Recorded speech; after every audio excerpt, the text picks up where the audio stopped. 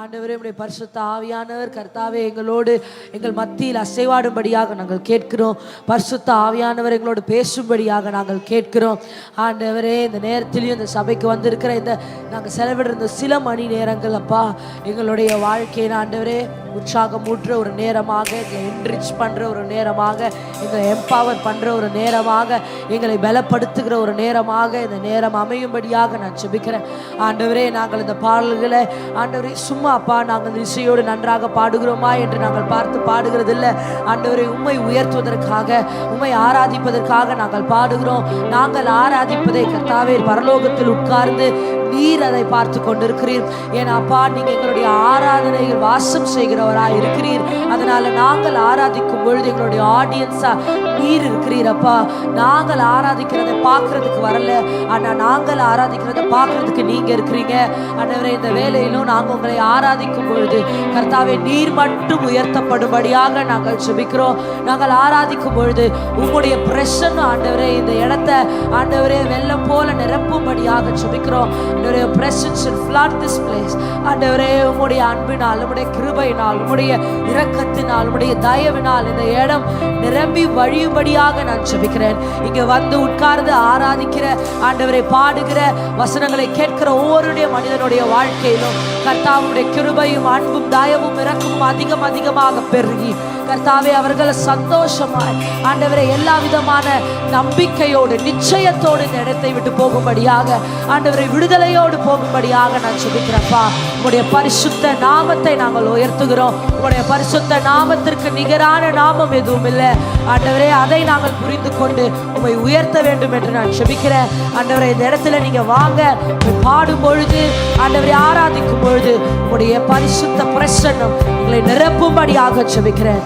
ஆமென், ஆமென், ஆமென். ஹல்லேலூயா, ஹல்லேலூயா. நம்ம எல்லாரும் சேர்ந்து ஆண்டவரை பாடி உயர்த்துவோம்.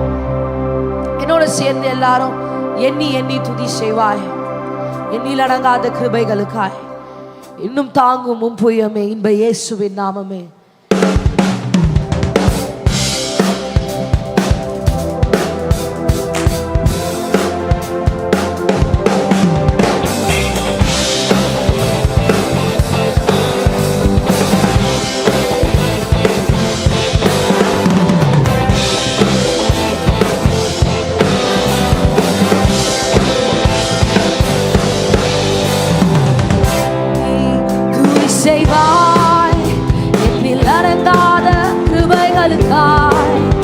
என்றும் தாங்கும் உம் புயமே இயேசுவின் நாமமே.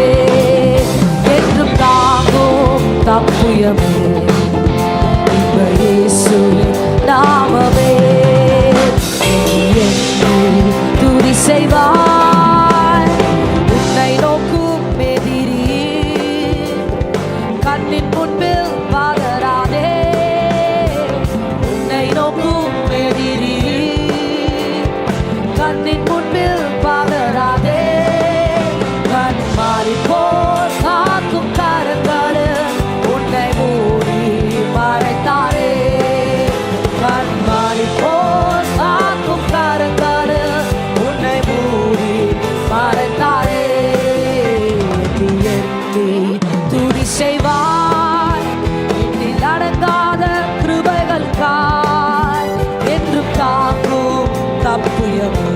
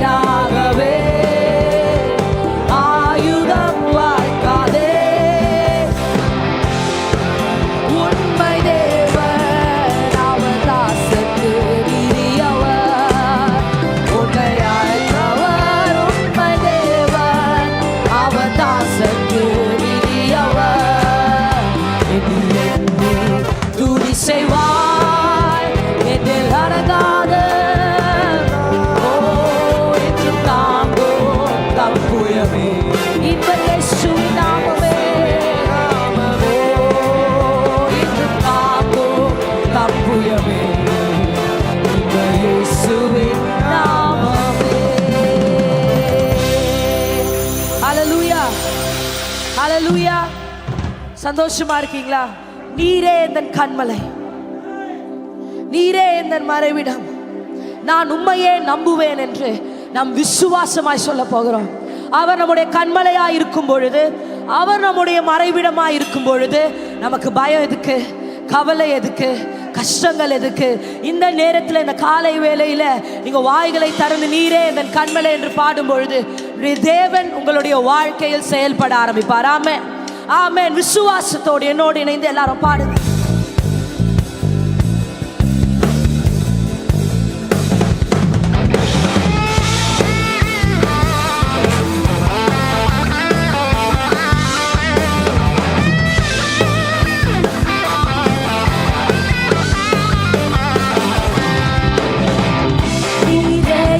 கண்மலை, உம்மை நம்புவேன்.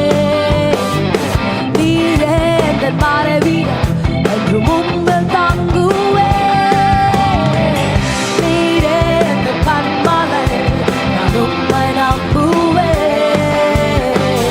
நீரே எந்தன் மறைவிடம், என்றும் உம்மில் தங்குவேன். துன்பமான நேரமோ, இன்பமான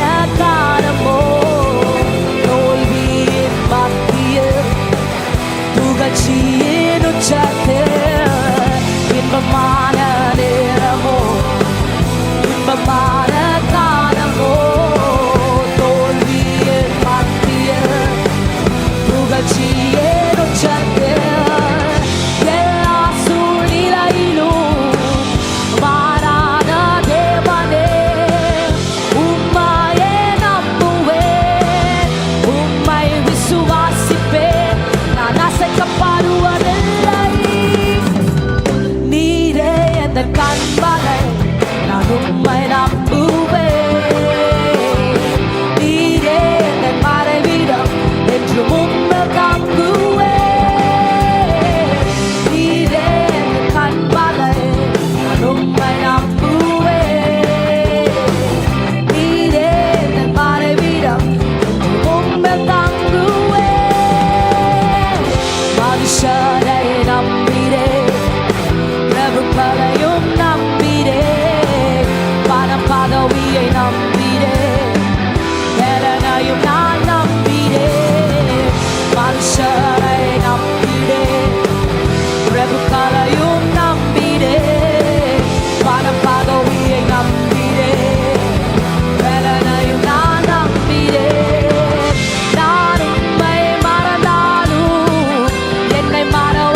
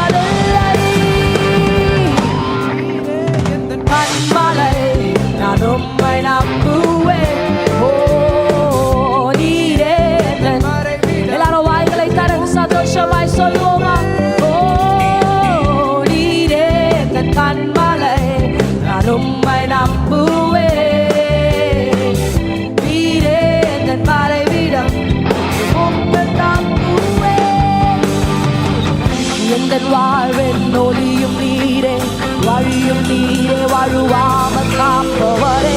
எந்த தாயும் தகப்பன் நீரே, எந்த நண்பன் நீரே, எல்லாம் மாணவரே. எந்த வாழ்வின் ஒளியும் நீரே, வழியும் நீரே, வழுவாமல் காப்பவரே. எந்த தாயும் தகப்பன் நீரே, எந்த நண்பன் நீரே, எல்லாம் மாணவரே.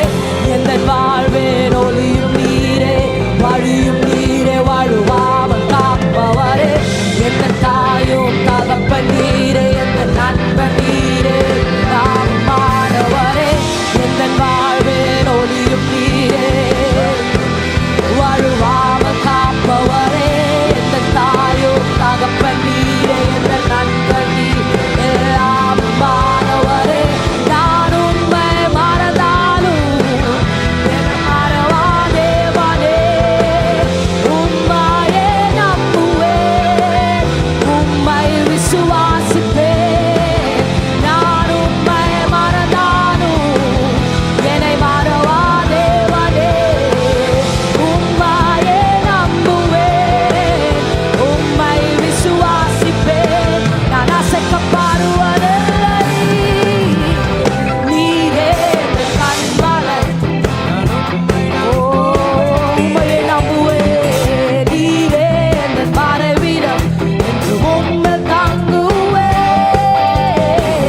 நீரே என் கண்மலை, நான் உம்மை நம்புவேன். நீரே என் மறைவிடம், உம்மை தங்குவேன்.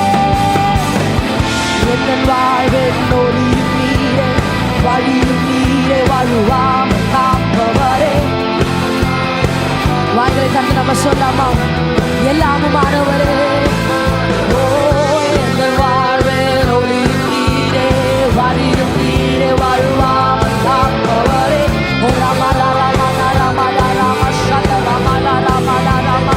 ஓ, எந்த வாழ்வின் ஒளியும் நீரே, வழியும் நீரே, வழுவாமல் காப்பவரே. எந்த தாயும், ஓ, எந்த வாழ்வின், ஓ ராமா ராமா ராமா சத ராமா ராமா ராமா. ஓ, எந்த தாயும் தகப்பன் நீரே, எந்த நண்பன் நீர், எல்லாம் மாறவரே. நான் உம்மை மறந்தாலும் என்னை மறவா. ஓ, உம்மையே, உம்மை விசுவாசி.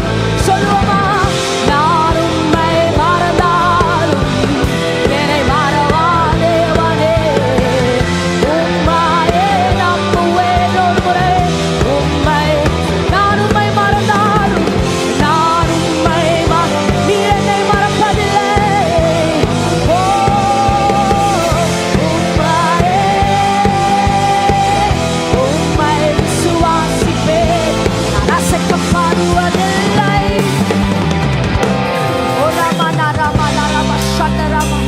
ஆண்டவருக்கு எல்லா மகிமையும் நாம் செலுத்துவோமா.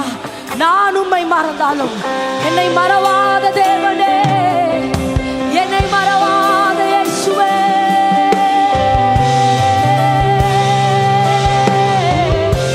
ஓ,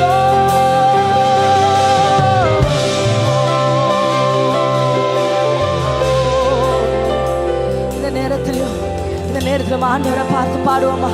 என்னுடைய கண்மலை அப்பா, என்னுடைய மறைவிடம், நம்முடைய கண்மலை மறைவிடம் துருகமாய் இருக்கிற இந்த தேவன், அவருக்கு நிகராய் எதுவுமே இல்லை. ஆமே, அவருக்கு நிகராய் எதுவுமே இல்லை, அவருக்கு நிகராய் எதுவுமே இல்லை. எவ்வளவு செல்வம் இருந்தாலும், எவ்வளவு உறவுகள் இருந்தாலும், ஓ எவ்வளவோ காசு பணம் எவ்வளவு இருந்தாலும் அவருக்கு நிகராய் எதுவுமே இல்லை. There is nothing compared to him. அவர் கொடுக்கிற ரட்சிப்புக்கு நிகராய் எதுவுமே இல்லை. அவருடைய நாமத்திற்கு நிகராய் எதுவுமே இல்லை. எந்த உறவும் எந்த அன்போ அவருக்கு முன்பதாக நிற்க முடியாது. என்னோட சேர்ந்து கைகளை உயர்த்தி ஆண்டவரை பார்த்து பாடுவோமா.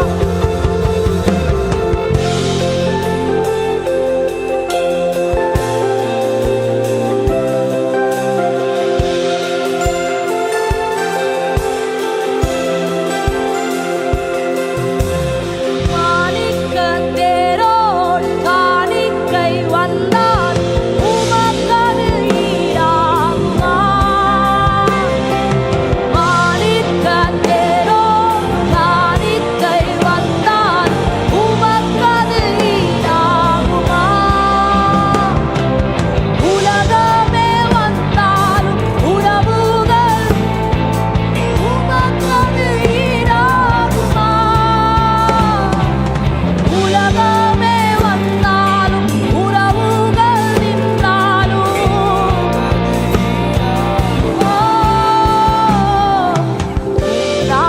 சொல்ல சொல்ல என் உள்ளம் மகிழுதையா. என் வாழ்வில் மெல்ல மெல்ல உம் இன்பம் பெருகுதையா. உம் நாமம் சொல்ல சொல்ல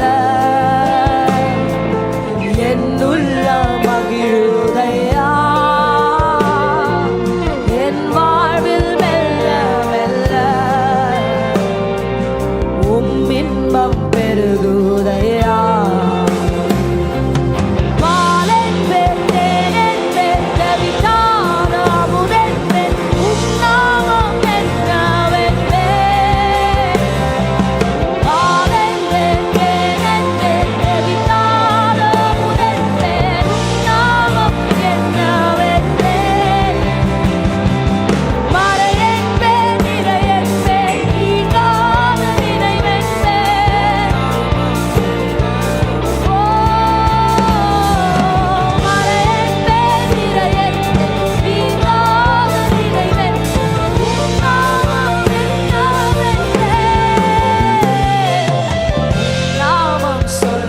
சொல்ல என் உள்ளம் மகிழுதையா. என் வாழ்வில் மெல்ல மெல்ல இன்பம் பெருகுதையா. சொல்லுவோமா? உம் நாமம் சொல்ல சொல்ல என் உள்ளம் மகிழுதையா.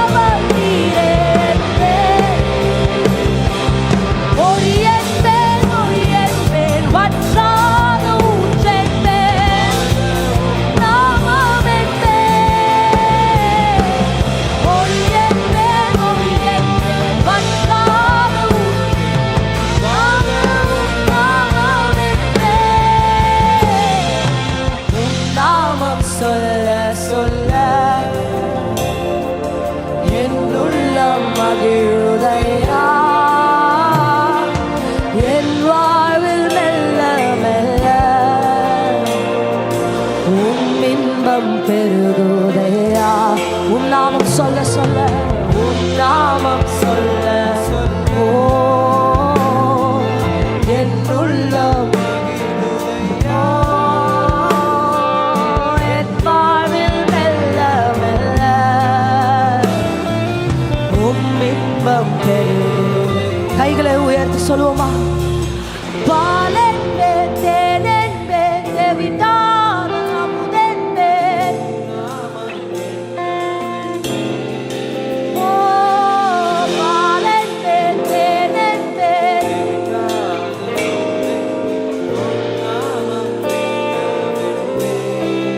ஓ மழையென்பே நீங்காத என்னவென்பே மறையென்பே நிறையென்பே நீங்காத நினைவென்பே உம் நாமம் என்னவென்பே. உம் நாமம் சொல்ல சொல்ல என் உள்ளம் மகிழுதையா. என் வாழ்வில் மெல்ல மெல்ல உம் இன்பம் பெருகுதையா. உம் நாமம் சொல்ல சொல்ல என் உள்ளம் மகிழுதையா. என் வாழ்வில் மெல்ல மெல்ல உம் இன்பம் பெருகுதையா. அப்பா, இந்த நேரத்திலையும் என் வாழ்வில் மெல்ல மெல்ல உங்களுடைய இன்பம் பெருகும்படியாக ஜெபிக்கிறோம். நீங்க இருக்கிறீங்கன்ற ஒரு இன்பம். ஆண்டவரே, வாழ்க்கையில் இருக்கிற எந்த காரியமும் எங்க கண்களுக்கு பெருசா ஆண்டவரே தெரியக்கூடாதப்பா. வாழ்க்கையில் எந்த காரியமும் உங்களை விட பெருசா தெரியக்கூடாது. என்றைக்கும் எங்களுடைய கவனம், எங்களுடைய பார்வை உங்கள் மேல் பெருசா. மாணிக்க தேரோடு காணிக்கை வந்தார். எல்லாத்தை விட பெருசா உங்களுடைய நாமத்தை நாங்கள் பார்க்கும்படியாக, உங்களுடைய நாமத்தின் மேல் நாங்கள் சார்ந்து கொள்ளும்படியாக எங்களுக்கு ஒரு கிருபையை தந்து வழி நடத்துங்கப்பா. தொடர்ந்து தொடர்ந்து நாங்கள் உங்களையே விசுவாசிச்சு, நீர் என்னுடைய கண்மலை என்று உண்மை டிபெண்ட் பண்றவங்களா இருக்க உதவி செய்யும். ஆமென்.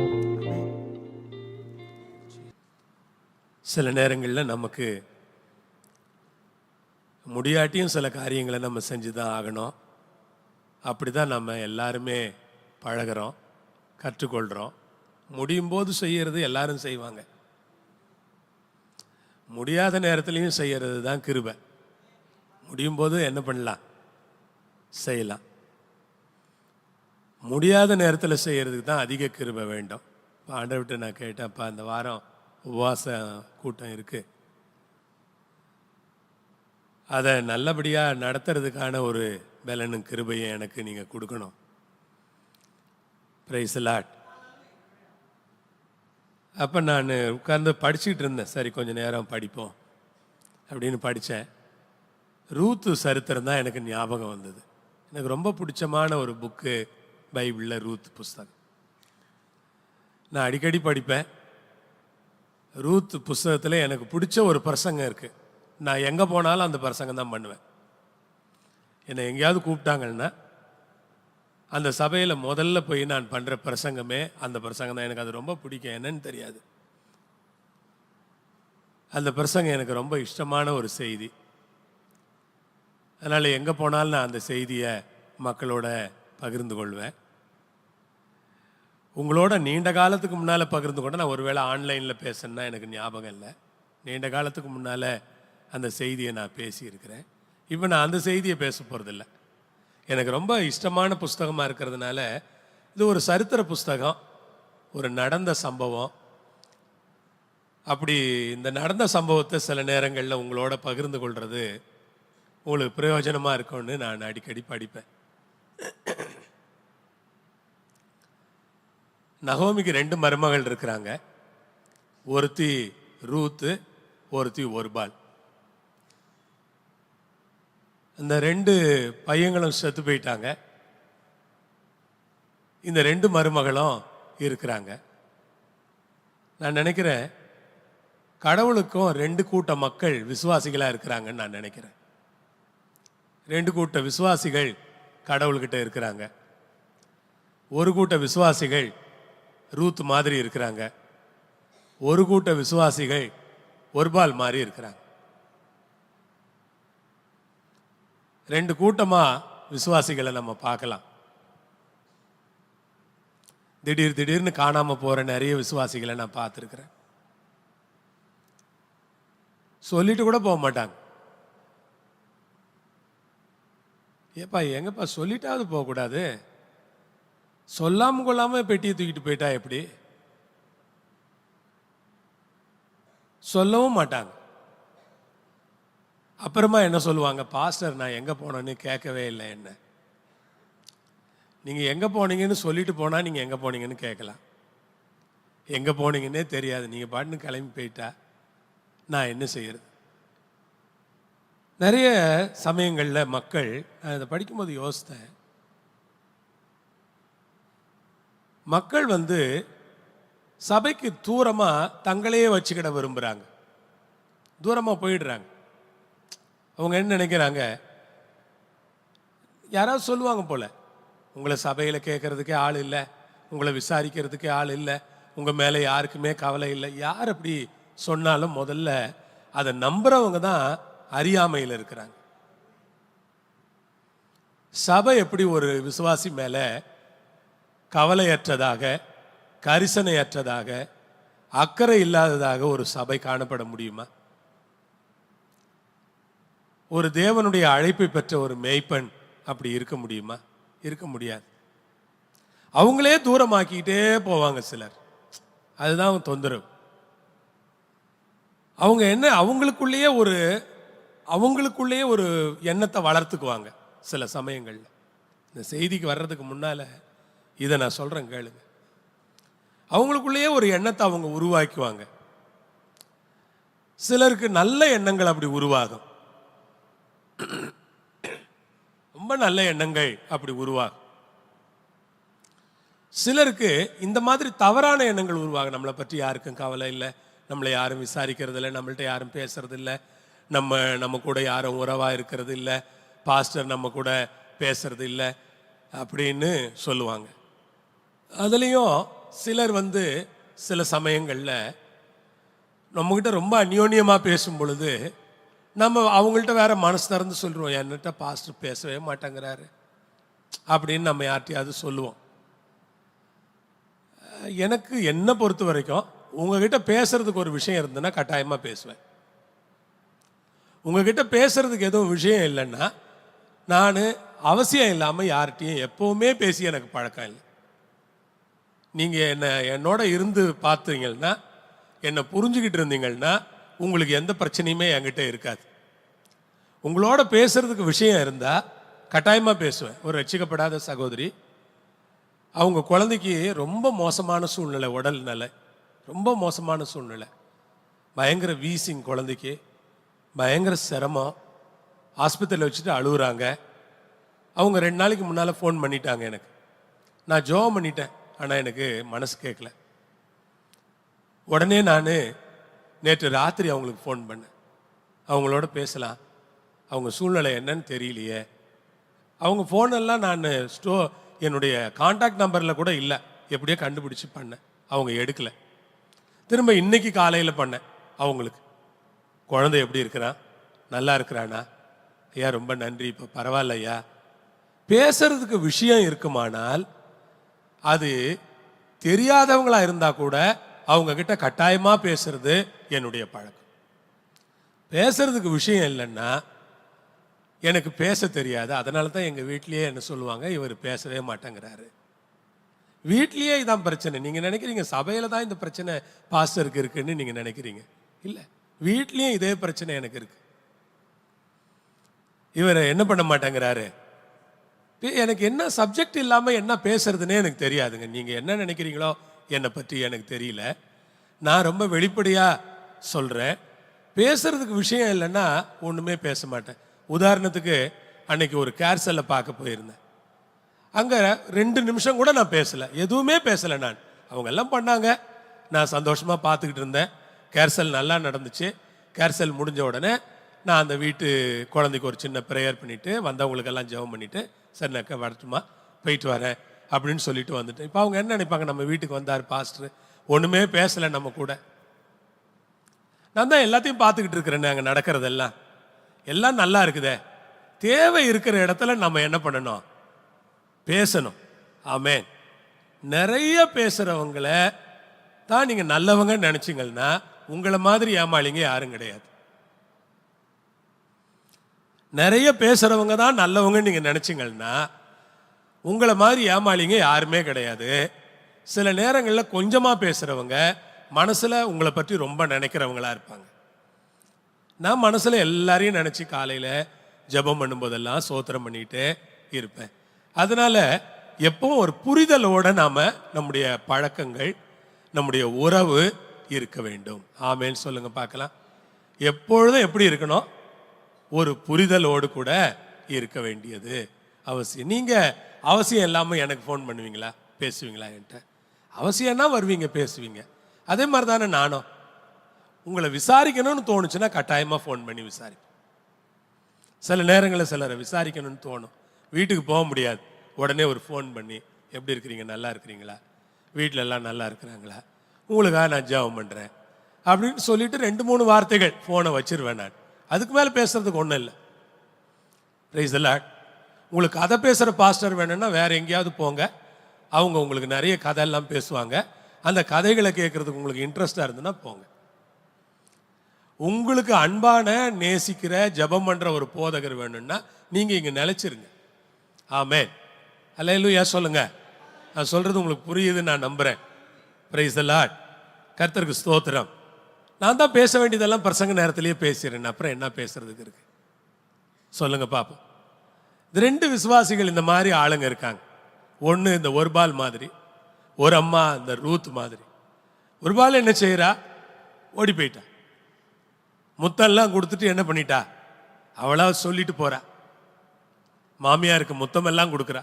பா, என்ன மாதிரி மருமகள் பாரு. மாமியாருக்கு முத்தம் கொடுத்து மாமியார்ட்ட விடை பெற்று கொண்டு என்ன பண்றா, போற மாதிரி சிலர் இருப்பாங்க. ஆண்டவரை கொஞ்ச நாள் பின்பற்றணும், எல்லாம் நல்லா தான் இருந்துச்சு, சரி சரி இதெல்லாம் முடிஞ்சு போச்சு, இனிமேல் எல்லாம் நம்மளால என்ன பண்ண முடியாது, பின்பற்ற முடியாதுன்னு விட்டுட்டு போய்கிட்டே இருப்பாங்க. பயங்கர டீசெண்டாக போயிடுவாங்க. அவங்க என்ன நினைக்கிறாங்க, ஆண்டவரை பின்பற்றுறது ரொம்ப கஷ்டம், அவரை பின்பற்றுறதுனால எந்த லாபமும் இருக்காது, அப்படி நினைக்கிறாங்க. நானும் ஆண்டவர் அறியாத ஒரு குடும்பத்திலிருந்து வந்ததுனால சுருக்கமாக சொல்கிறேன் கேளுங்க. எவ்வளவோ பேர் என்னை தடுத்தாங்க, நீ ஆண்டவரை பின்பற்றுறதுனால ஒரு பிரயோஜனமும் இல்லை, நீ ஆண்டவரை பின்பற்றி எந்த உபயோகமும் இல்லை, நீ எந்த வகையில் ஆண்டவருக்கு உபயோகமாக இருக்க முடியாது, ஆண்டவரால் உனக்கு எந்த நன்மையும் உண்டாகாது, இப்படி சொன்ன நிறைய பேருக்கு நடுவில் அவர்களுடைய வார்த்தைகளை எல்லாம் புறம் தள்ளிவிட்டு நான் எந்த ஆண்டவரை என் இருதயத்தில் ஆழமாக விசுவாசிச்சனோ அவரை கெட்டியாக பிடிச்சு கொள்ள ஆண்டவர் எனக்கு உதவி செய்ததுனால தான் இன்னைக்கு உங்களுக்கு முன்னால் நின்று நான் தேவனுடைய வார்த்தைகளை பேசுகிறேன். அந்த நகோமியோட அந்த ரூத் இருந்தா பாருங்க, அவ எப்படி இருக்கிறான்னா, அவ சொல்றா, நான் உம்மை பின்பற்றாமல் உம்மை விட்டு திரும்பி போவதை குறித்து என்னோடு பேச வேண்டாம். சொல்றேன், அம்மா நான் உங்க கூட தான் வரப்போறேன், உங்களை பின்பற்றாம உங்களை விட்டு திரும்பி போ அப்படின்னு நீங்க என் கூட அதை பற்றி என்ன பண்ணாதீங்க, பேசாதீங்கம்மா, இனிமேல் அதெல்லாம் என்ன பண்ணாதீங்க, பேசாதீங்க, நீங்க போக இடத்துக்கு நான் கூட என்ன பண்ணுவேன், நீங்க போக இடத்துக்கு. அவ BMW கார்ல போறாளா சொல்லுங்க, இல்லை ஏரோப்ளேன்ல போனாலா, அல்லது நல்ல ஸ்கூட்டர் புது ஸ்கூட்டர் வாங்கி ஓட்டிட்டு போனாலா? இவ சொல்றா, நீ எங்க போறியோ அங்க நான் வரேன். ஒரு கிறிஸ்தவ வாழ்க்கை எப்படி இருக்கு பாருங்க. ஆண்டவர் பின்னால போறதுக்கு எந்த விதமான எசிடேஷனுமே இல்லாம ஆண்டவரை முழு இருதயத்தோட நம்பி அவர் பின்னால போயிட்டோன்னா அதனுடைய விளைவு ரொம்ப நல்லா இருக்கும். எந்த விதமான எசிடேஷனும் மனசுல வரக்கூடாது. 1000 பேர் 1000 கதைகள் சொல்லுவார்கள். 1000 தோல்வியான கதைகளை நீங்கள் கேட்கும் போது நீங்கள் சொல்லணும், நான் இயேசுவின் பின்னால் போகிறேன், இந்த தோல்வியான கதைகளுக்கெல்லாம் என் காதை நான் சாய்க்க மாட்டேன். 1000 பேர் தோல்வி கதைகளை சொன்னாலும் நிச்சயமாக என்னுடைய கதை தோல்வி கதையாக முடியாது, என்னுடைய கதை ஒரு வெற்றி கதையாக முடியும் என்கிற நம்பிக்கையோடு நான் அவர் பின்னால் போகிறேன். ஆமென். எவ்வளவு சொல்லியிருப்பாங்க, ஊர்லெல்லாம் சொல்லியிருக்க மாட்டாங்களா, பைத்தியம் அடி உனக்கு, உங்க அக்கா பாரு எவ்வளோ டீசெண்டாக என்ன பண்ணிட்டா வந்துட்டா, அவ எங்க போறான்னு தெரியாது, அவ எந்த ஊருன்னு தெரியாது, அவளுக்கு என்ன இருக்குன்னு தெரியாது, ஒன்றும் தெரியாது. இங்க ஊரை விட்டு ஜனங்களை விட்டு நம்ம தெரிஞ்ச உறவுகளை விட்டு உன் சொந்த தாய் தகப்பனை விட்டுட்டு அந்த அம்மா பின்னால போனோன்னு உனக்கு ஆசையா, போறியா, என்ன நடக்க போகுது? எவ்வளவு பேர் உங்களை பார்த்து சொல்றாங்க, ஜாதி ஜனத்தை விட்டுட்டு ஊரை விட்டு சொந்தத்தை விட்டுட்டு என்ன தெரிஞ்சவங்களெல்லாம் விட்டுட்டு எல்லா சொந்த ஜனங்களையும் விட்டுட்டு நீ எங்கேயோ தெரியாத ஜனங்க இருக்கிற இடத்துக்கு போறிய, இயேசுங்கிற ஒரு மக்கள் கூட்டத்தை கூட போறிய, உனக்கு அதனால என்னையா கிடைக்கும் அப்படின்னு எவ்வளவு பேர் நம்மளை பார்த்து பேசுவாங்க. நம்ம இதெல்லாம் காதல், இந்த காதலை வாங்கி இந்த காதலை விட்டுட்டு நம்ம சொல்லணும், நான் உங்க பின்னால வரப்போறேன். ஆமென். இந்த மாதிரி உறுதியான ஆட்களை தான் ஆண்டவர் இன்னைக்கு தேடுறார். ஆண்டவர் யாரை தேடுறார்னா, ரொம்ப ரொம்ப உறுதியா தன்னை பின்பற்றக்கூடிய ஆட்களை ஆண்டவர் தேடிக்கிட்டு இருக்கிறார். சொல்றா, நீ நடந்து போறியா, நான் நடந்து வரேன். நீ வெயில்ல தான் பிரயாணம் பண்றியா, நானும் வெயில்ல வரேன். நீ சாப்பாடு இல்லாம இருக்கிறியா, நானும் சாப்பாடு இல்லாம இருக்கிறேன். உனக்கு பிரச்சனையா, எனக்கும் அந்த பிரச்சனை இருக்கட்டும்மா, நான் வரேன் உங்க கூட. நான் திரும்பி போறத பற்றி மட்டும் என்ன பண்ண வேண்டாம், பேசவே வேண்டாம். நீங்க போற இடத்துக்கு நானும் வர்றேன். திரும்ப சொல்றேன், அவளுடைய பிரயாணமே ஒரு கடினமான பிரயாணம். அந்த கடின பிரயாணத்தை இந்த ரூத் ஏற்றுக்கொள்றா மனதார. அவளுக்கு போகணும்னு அவசியம் இல்லைங்க. அவளுக்கு ஒரு நல்ல வீடு, நல்ல ஒரு அப்பா அம்மா இருக்கிறாங்க. அவளுக்கு இப்படி கஷ்டப்படணும்னு அவசியம் இல்லை. அருமையானவர்களே, நம்மளுக்கு கூட நிறைய ஆசைகளை எல்லாம் காட்டுவாங்க. ஒரு நாள் ஒரு சிஸ்டர் இங்க இருக்காங்க, அவங்க சொந்தக்காரங்க சொன்னாங்களா, எதுக்கு உனக்கு 1 கோடி வேணாலும் கொடுக்குறோம். எல்லாம் பணக்காரங்க, வசதியானவங்க. அந்த ஆண்டவர் பின்னால போய் என்னத்தை பார்க்க போற, நீ வா, போனது போதும். ஆனா அவங்க கோடிகளை விட ஆண்டவர் பெருசா தெரியறதுனால ஆண்டவரை முழு இருதயத்தோடு அவர்கள் பின்பற்றுகிறார்கள்.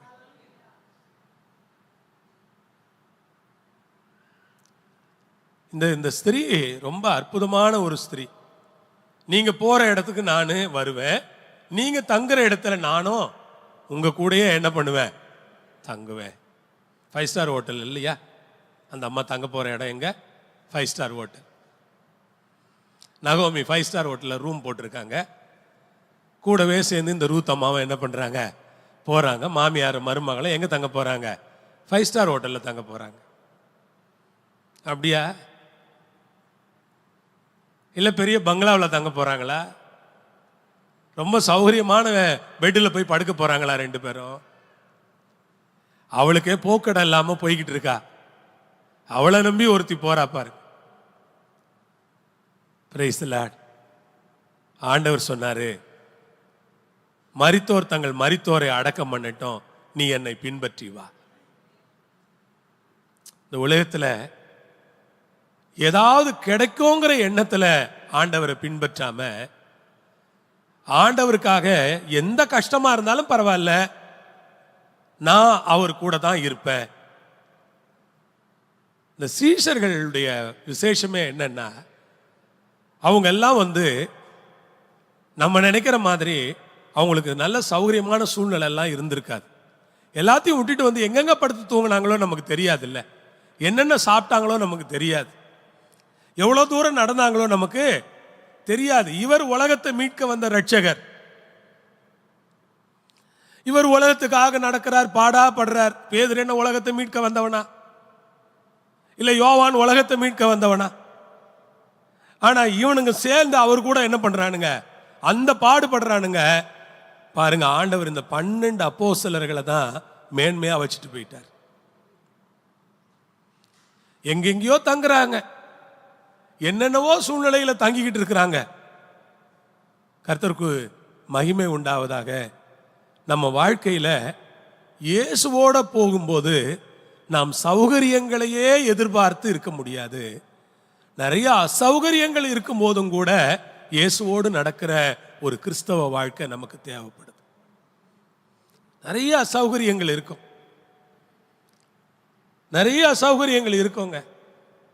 நிறைய சமயங்கள்ல நிறைய பேர் சொல்லுவாங்க, நான் போய் நிறைய கூட்டங்கள் எல்லாம் பிரசங்கம் பண்ணும் பொழுது இப்ப பாக்குறீங்கல்ல, அப்படி வேர்த்து கொட்டி விறுவிறுத்து போயிடும் எனக்கு. என்ன மேலே ஆஸ்பெஸ்டாஸ் ஓடு இருக்கும், அப்படியே அந்த ஓட்ல இருந்து அப்படி இந்த உஷ்ணம் இறங்கும். மே மாசம் கூப்பிடுவாங்க சிலர்லாம், நான் வரமாட்டேன்னு சொல்ல மாட்டேன். வெளியே கீழே பிரசங்கம் முடிச்சுட்டு கீழே இறங்கி வந்தா அப்படியே தலை வலிக்கும். உங்களுக்கு எப்படி இருக்கு இந்த மாதிரி ஒரு சூழல்ல இருக்கிறவங்க? அந்த மாதிரி ஒரு சூழல்ல போய் நின்று 12 மணில இருந்து 1 மணி வரைக்கும் பிரசங்கம் பண்ணணும். அப்படியே மொத்த சட்டையும் நனைஞ்சு போயிடும். அதோட கீழே இறங்கி வரும்போது பார்த்தா தலை அப்படி வலிக்கும். சொல்லுவாங்க, பாஸ்டர் உங்களுக்கு கொஞ்சம் சிரமமா இருந்தது இல்லை அப்படிம்பாங்க. நான் சொன்னேன், ஒன்றும் சிரமம் இல்லை. ஆண்டவர் வெயிலெல்லாம் நடந்திருக்கிறாரு, அவருக்கு இல்லாத சிரமமா நமக்கு இருக்குது. ஆண்டவர் எவ்வளவு கஷ்டப்பட்டிருப்பாரு. நான் அடிக்கடி அதான் யோசிப்பேன். நாம கஷ்டமான சூழல்களை சந்திக்கும் போதெல்லாம் நான் என்ன யோசிப்பேன்னா, ஆண்டவர் எவ்வளவு கஷ்டப்பட்டிருப்பாரு. அவரே கஷ்டப்படுறதுக்கு தயாரா இருந்தாருன்னா நம்ம எம்மாத்திரம். அந்த கஷ்டத்தை தாங்கிறதுக்கு நமக்கு பலன் தான் இல்லை. மற்றபடி ஆண்டவர் பட்ட கஷ்டத்தை விட நம்ம என்ன பெரிய கஷ்டத்தை பற்ற போறோம்.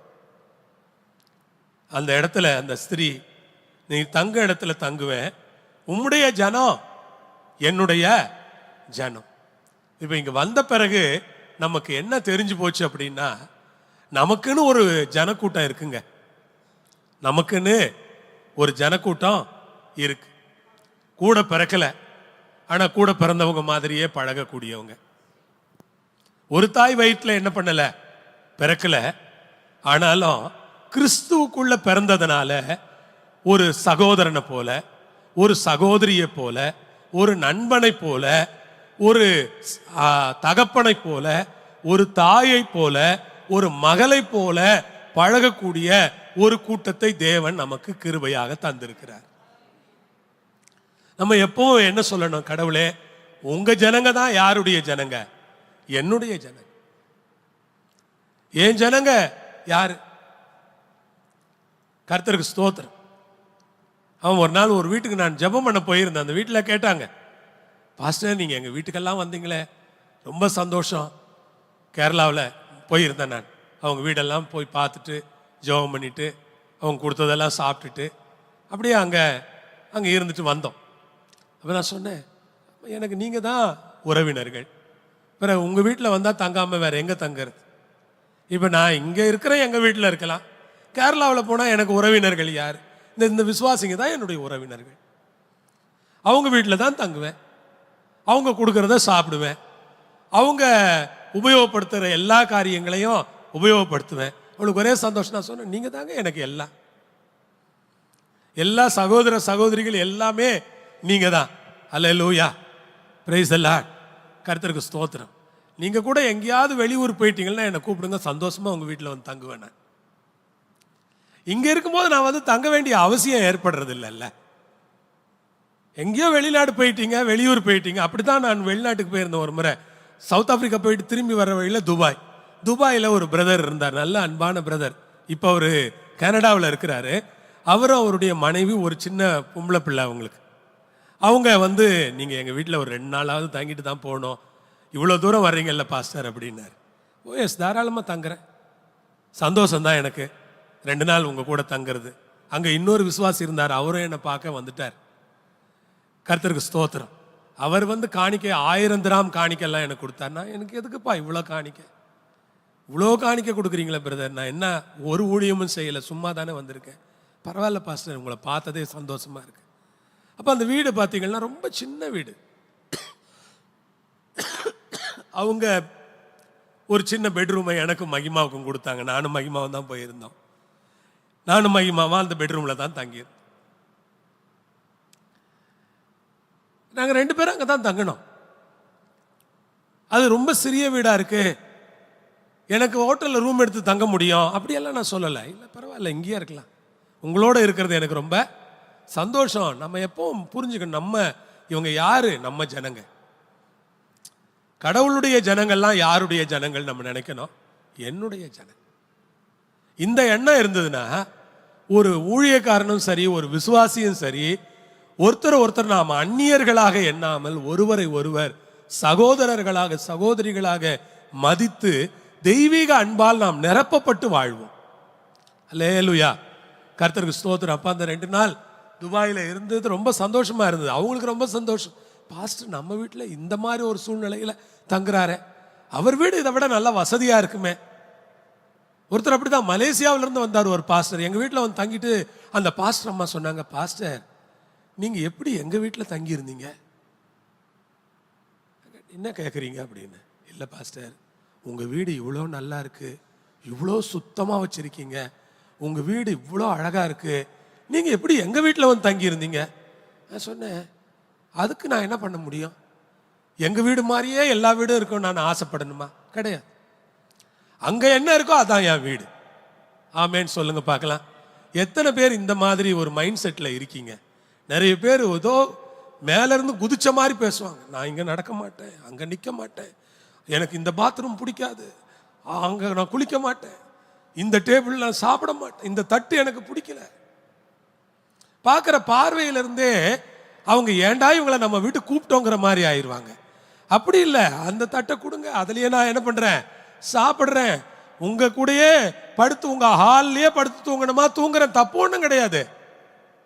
ஆமேன்னு சொல்லுங்க பார்க்கலாம். அல்லேலூயா.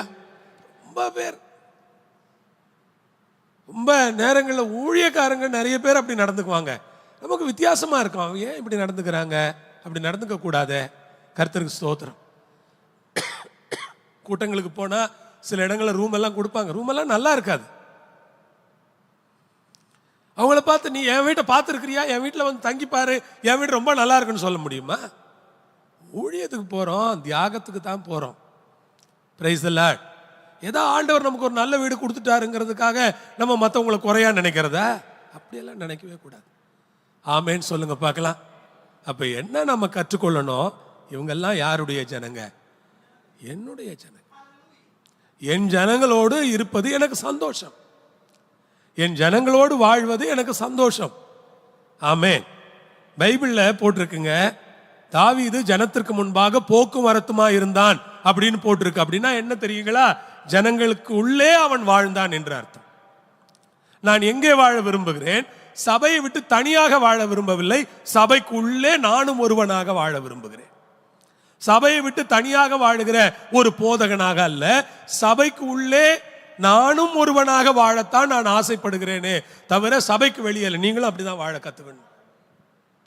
சபையில ஒருத்தரா சபைக்குள்ள சந்தோஷமா வாழ கற்றுக்கொள்ளணும். நம்ம எந்த வித்தியாச உணர்வுகளும் நம்ம மனசுல கூட ஒரு நாள் வரக்கூடாதுங்க. ஆமேன்னு சொல்லுங்க பார்க்கலாம். அல்லேலூயா. Praise the Lord. கடைசியா சொல்றா, உம்முடைய தேவன் என்னுடைய தேவன். முடிக்கிறேன். உம்முடைய தேவன் யாரு? என்னுடைய தேவன். அம்மா, உங்க கடவுளை தான் நான் என்ன பண்ண போறேன்? ஆராதிக்க போறேன். இது வரைக்கும் அவ நகோமியோட இருந்தும் கூட யெகோவா தேவனை ஆராதிக்கலன்னு நான் நினைக்கிறேன். இப்பதான் முதல் முறையா அவ ஒரு தீர்மானம் பண்றா, உங்க கடவுளை இனிமேல் நான் என்ன செய்ய போறேன்? ஆராதிக்க போறேன். இந்த தீர்மானத்தை அவ ஏன் எடுத்திருப்பா?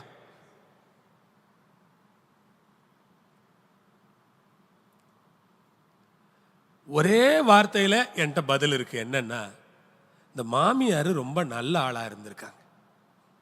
ஒரே வார்த்தையில என்கிட்ட பதில். இந்த மாமியார் ரொம்ப நல்ல ஆளா இருந்ததுனால யெகோவா ஆண்டவரை சேவிக்கிற இந்த மாமியார் ரொம்ப நல்ல மாமியாரா இருக்கிறாங்க. இப்படியெல்லாம் மாமியார் கிடைக்கிறது ரொம்ப கஷ்டம். இவ்வளோ நல்ல ஆளா இருக்கிறதுக்கு காரணம் இவங்களுடைய பின்னணி ரொம்ப நல்லா இருக்கு. இவங்க நல்ல தெய்வத்தை ஆராதிக்கிறாங்க, நல்ல பின்னணியிலிருந்து வந்திருக்காங்க. நிறைய சமயங்கள்ல நாம் நிறைய பேசுறதை விட ஒரு நல்ல ஆளா நம்ம வாழ்ந்துட்டோம்னு வச்சுக்கோங்களேன், நம்ம சொல்லாமலேயே நம்ம வீட்டில் நம்ம பின்னால் ஆளுங்க தானா வருவாங்க. அவங்க ஆண்டவரை ஏற்றுக்கொள்வாங்க. Price the Lord. அல்லேலூயா. கர்த்தருக்கு ஸ்தோத்திரம். ஆண்டவர் ரொம்ப நல்லவரா இருக்கிறார். யாராவது கேட்பாங்க, உங்க மாமியார் எப்படின்னு பின்னால தானே கேட்பாங்க. அப்போ அந்த மருமகள் சொல்லணும், எங்க மாமியார் மாதிரி எல்லாம் வரமாட்டாங்க, ரொம்ப அருமையான மாமியார் அவங்க. அவங்க மாமியாரே கிடையாது. ஒரு நாள் பாஸ்டர் ஒரு சாட்சி சொல்லிக்கிட்டு இருந்தார். ஒரு பெரிய பாஸ்டர் சாட்சி சொல்லிக்கிட்டு இருந்தார். சாட்சி என்னன்னா, ரெண்டாவது பையனுக்கு பொண்ணு பார்த்துருக்காங்க. முத பையனுக்கு கல்யாணம் ஆயிடுச்சு, ரெண்டாவது பையனுக்கு பொண்ணு பார்த்துக்கிட்டு இருந்திருக்கிறாங்க. பொண்ணு பார்த்தா அந்த பொண்ணு வீட்டார் என்ன பண்ணியிருக்கிறாங்க, முத மருமகளுக்கு ஃபோன் பண்ணி கேட்டிருக்காங்க, உங்க மாமனார் எப்படி, உங்க மாமியார் எப்படி. முத மருமகள் இல்லையா, முத மருமகளுக்கு ஒரு போனை போட்டு உங்க மாமியார் எப்படி, உங்க மாமனார் எப்படின்னு கேட்டிருக்காங்க. அப்ப இந்த மருமகள் சொல்லியிருக்கு, உங்க பொண்ணு இந்த குடும்பத்துல வந்து வாழ்றதுக்கு அவ கொடுத்து வச்சிருக்கணும். அந்த மாதிரி ஒரு குடும்பம் இந்த குடும்பம், அந்த மாதிரி ஒரு குடும்பத்தில் உங்க பொண்ணு வந்தா உங்க பொண்ணுக்கு தான் அது ஆசீர்வாதம் அப்படின்னு இந்த மருமகள் சொல்லியிருக்கு. நான் உங்களை பார்த்து கேட்குறேன், இந்த மாதிரி எத்தனை வீட்டில் மருமகளுங்க சொல்லுவாங்க? Praise the Lord. அல்லேலூயா. இது எவ்வளவு பெரிய, நீங்க நினைக்கிறீங்க உலகத்திலேயே பெரிய சாட்சி தான் இந்த சாட்சி எல்லாம். நம்ம நினைக்கிறது என்ன தெரியுமா? நான் ஜெபிக்கிறேன், நான் பைபிள் படிக்க, எல்லாம் கரெக்டுங்க. நம்ம வீட்டுக்கு வந்த மருமகள் சொல்லணும், எங்க மாமியார் மாதிரி எங்க மாமனார் மாதிரி வரவே முடியாது, அவங்க ரொம்ப சிறந்த ஆட்கள், அவங்க ரொம்ப விசேஷமான ஆட்கள், நல்ல ஆட்கள்னு அவங்க சாட்சி கொடுத்தாங்கன்னா அது ஒரு பெரிய சாட்சி. நம்ம பிள்ளைங்க சொல்லலாம், எங்க அப்பா ரொம்ப நல்ல அப்பா. நம்ம பிள்ளைங்க சொல்லலாம், எங்க அம்மா ரொம்ப நல்ல அம்மா. ஆனா நம்ம மருமகன் சொல்லுவாரா? நம்ம மருமகள் சொல்லுவாங்களா, எங்க மாமியார் ரொம்ப அருமையான மாமியாரு அப்படின்னு சொல்லக்கூடிய இடத்துல நம்ம இருப்போமா? அந்த சாட்சியை சம்பாதிக்கிறது ரொம்ப கஷ்டம். நான் நினைக்கிறேன் அது ஒரு பெரிய சாட்சி. நம்ம ஜெபம் பண்ணலாமா? அப்படின்னா நம்ம யாருக்கும் கடவுளை பற்றி சொல்லணும்னே இல்லை, நம்ம ஆண்டவரை அவங்களே விருப்பத்தோட சேவிக்க தொடங்குவாங்க. அல்லேலூயா. அவங்களுக்கு தெரியும் இந்த ஆண்டவரை தொழுது கொள்றதுனால தான் இவங்க இவ்வளவு நல்லவங்களா இருக்காங்க. ஆமென். ஜெபம் பண்ணுவோமா? கண்களை மூடி ஜெபிப்போமா? எல்லாரும் எழுந்து நின்று ஜெபம் பண்ணுவோமா? இந்த உபவாச நாட்களில் ஆண்டவர் தொடர்ந்து நம்மோடு கூட பேசணும்னு நல்லா ஜெபம் பண்ணுங்க. ஜெபிச்சுட்டு வாங்க. கர்த்தர் நம்மோடு கூட பேசுவார், எடைபடுவார், அவருடைய சத்தத்தை கேட்க கிருபை செய்வார். பரலோகத்தில் இருக்கிற எங்கள் தேவனே, இயேசுவின் நாமத்திலே, இயேசுவின் மூலமாக இந்த அருமையான ஆசீர்வதிக்கப்பட்ட மதிய வேளையில உம்முடைய கரங்களில் கொடுத்து நாங்கள் செபிக்கிறோம். எங்களுக்கு இந்த ஒரு வாரம் உபவாச வாரத்தை கொடுத்தீர் ஐயா. இந்த வாரம் முழுவதும் நாங்கள் பாட போகிறோம், துதிக்க போகிறோம், பல காரியங்களுக்காக ஜெபிக்க போகிறோம். அது மாத்திரமல்ல, உம்முடைய திருவசனங்களை கூட நாங்கள் தியானிக்க போகிறோம். ஆண்டவர் எங்களோடு கூட நேரடியாக முகமுகமாக பிரத்யட்சமாய் பேச வேண்டும் என்று நாங்கள் ஜெபிக்கிறோம். கர்த்தருடைய சத்தத்தை நாங்கள் கேட்க வேண்டும். நாங்கள் தேவனுடைய பிள்ளைகளாய் தேவனுடைய ஜனங்களோடு ஒன்றிணைந்து வாழ்கிற ஒரு கூட்ட மக்களாய் இருப்பதற்கு எங்களுக்கு ஒரு விசேஷ கிருபையை தாரும் ஆண்டவரே. நீர் எங்களை ஆசீர்வதியும், எங்களை சாட்சியாய் நிறுத்தும். நாங்கள் ஒரு குடும்பமாய் ஆண்டவருக்கு சாட்சியாய் இருப்பதற்கு, அநேகரை ஆதாயப்படுத்துவதற்கு எங்களுக்கு கற்றுக் கொடுங்க, வழி நடத்துங்க, ஆசீர்வதியுங்க. இரத்தத்தில் சபையை மூடி மறையுங்க. எல்லா தீமைக்கும் விலக்கி காத்துக்கொள்ளுங்க. துதி கன மகிமை எல்லாம் உங்க ஒருத்தருக்கே செலுத்தி இயேசுவின் வல்லமையுள்ள நாமத்தில் தாழ்மையோடு ஜெபிக்கிறோம் ஜீவனுள்ள எங்கள் நல்ல பிதாவே, ஆமென். என் ஆத்துமாவே கர்த்தரை ஸ்தோத்திரம், என் ஆத்துமாவே கர்த்தரை ஸ்தோத்திரம், அவர் செய்த சகல உபகாரங்களையும் மறவாதே. ஆமென், ஆமென். நம்முடைய கர்த்தராகிய இயேசுவின் கிருபை, பிதாவாகிய தேவனுடைய அன்பு, பரிசுத்த ஆவியானவருடைய ஐக்கியம் நம் அனைவரோடும் எல்லா பரிசுத்தவான்களோடும் இயேசுவின் வருகை மட்டும் இருப்பதாக. ஆமென். அல்லேலூயா. ஆண்டவர் உங்களோடு இருப்பார், உங்களை ஆசீர்வதிப்பார். சமாதானத்தோட போயிட்டு வாங்க. ஆமென்.